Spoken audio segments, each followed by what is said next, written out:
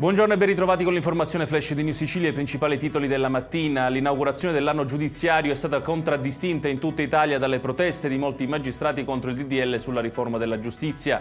A Palermo diversi togati hanno lasciato l'aula quando ha cominciato a parlare il rappresentante del ministro Alessandro Buccino Grimaldi. Proteste anche a Catania, dove diversi magistrati hanno esposto cartelli con frasi a difesa della Costituzione. Dopo le diverse polemiche degli scorsi giorni si è dimesso il presidente della Fondazione Agrigento 2025 Giacomo Minio. Lascio la Fondazione anzitempo su richiesta del sindaco Francesco Miccichè per favorire un avvicendamento squisitamente politico, ha scritto in una nota lo stesso Minio.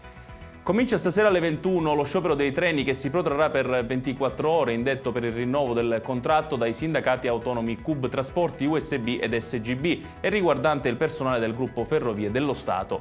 Per Trenitalia lo sciopero potrebbe avere un impatto significativo sulla circolazione ferroviaria con cancellazioni totali e parziali di Frecce, Intercity e treni regionali.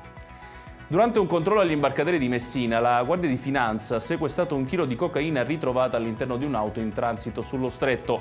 Il conducente dell'auto, un calabrese, è stato arrestato. La droga, dal valore di oltre 240.000 euro, è stata invece sequestrata. Chiudiamo con il calcio, in particolare con il Palermo che tornerà domani in campo alle 15 a Reggio Emilia per il turno di campionato che lo vedrà affrontare la Reggiana. Partita da non sottovalutare per il tecnico Dionisi, anche se l'attenzione è sul mercato dove i rosanero starebbero per chiudere per l'attaccante finlandese Poyampalo.